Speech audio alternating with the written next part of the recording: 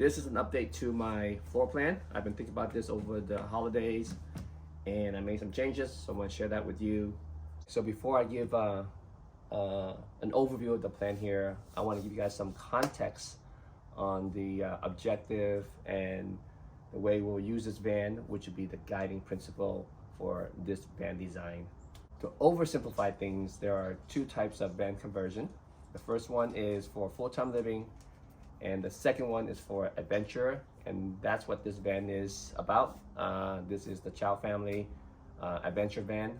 We are a family of four, so this van needs to design to accommodate 4 adult-sized people. And the only non-negotiable requirement for this van is it has to seatbelt 4 comfortably, and it also has to sleep 4 as well. So with these design principles, it was extremely difficult for us to achieve all the objectives that we want. It took me probably like a year to come up with this floor plan after watching a lot of van tours on YouTube. Okay, that's it with the intro. Let's show you the floor plan. This is the chair here. No change to this here. These chairs can swivel around like this, so this will be our lounging configuration. So for our lagoon table, it'll be a pedestal mount, something like this, and the table will be stored on the side here.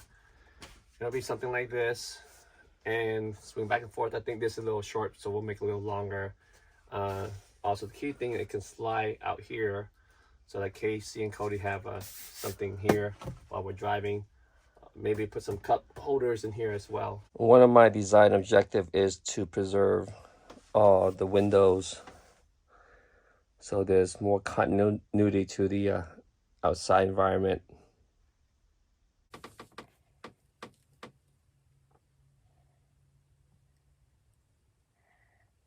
I moved the kitchen over here and moved the bathroom over here because the bathroom is lower, so when you go in, you don't have anything high obstructing you as you go in. It flows better being lower and then higher. So with moving the kitchen over here, I also have to move the cabinets that was here over here. So now we have one long cabinet on this side over here. The previous design had this bench here and this open here. What I did was I made this into 3 sections. So it's a full bench so that somebody could lay back here, here, and here, and lean back there. This is a potential sleeping scenario here. Casey's gonna sleep up there, Cody, me, and Amy. But that's optimistic. I don't think 3 will fit here comfortably. This is a likely sleeping scenario where I'll be sleeping on the floor here. It's a little bit of sacrifice, but I think it's worth it because otherwise the top bunk has to sleep too. So here's one special thing I did for this update here is that I'll design it so that this thing flips all the way back here. That'll allow us access to the storage area over here. Also, maybe with this open space here, I'll put a projector or a screen here and project it up on the roof so that we can have a movie night inside the van here if we're stuck in here because of rain or snow. Initially, I was gonna have a storage here and then also storage on this side here.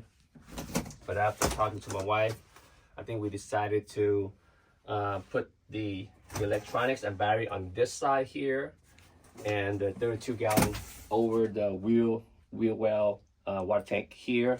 That way, the weight of those 2 heavy systems will be over the axis here, and our storage becomes this becomes the storage, and that becomes storage. It'll be a little difficult to access, but we think that all this cabinetry here is enough, plus all the space underneath here. And then having ability to flip this up allows me to access storage from here and also from back there as well. So I think that's a good compromise. All right, let's talk a little bit about the lighting plan. These yellow post-its those are where the puck lights are gonna be. So I'll probably have at least 10 going along the top of the roof. In addition to that, I think I'm gonna also install strip lights as well. That's these blue markings over here.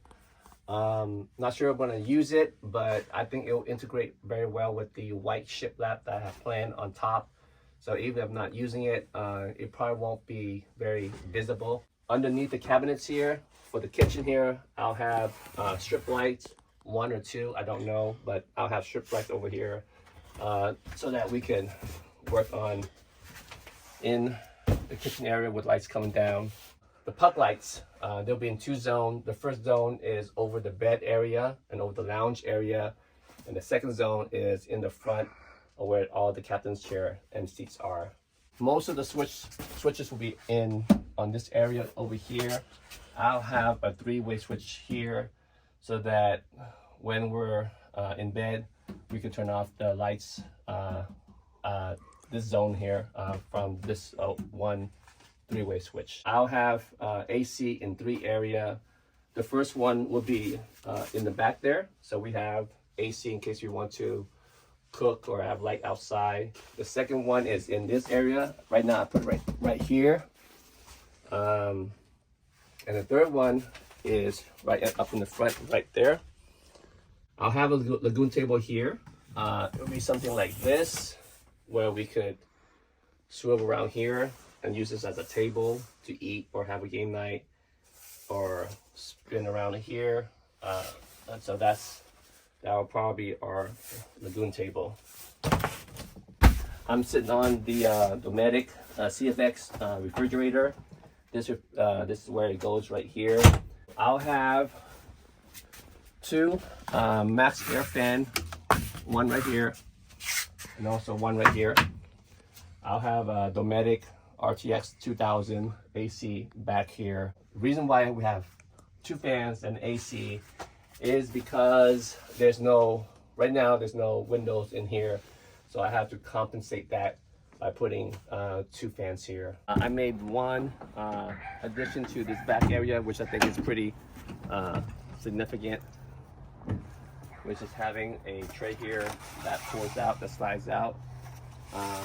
This will allow me to access things easier and also allows me to cook out here if I want to with the AC and DC outlet right there. All right guys, that's it. I won't be doing a van build video because there's tons of good content out there already. So hopefully I'll get this done in 6 months and I'll see you then.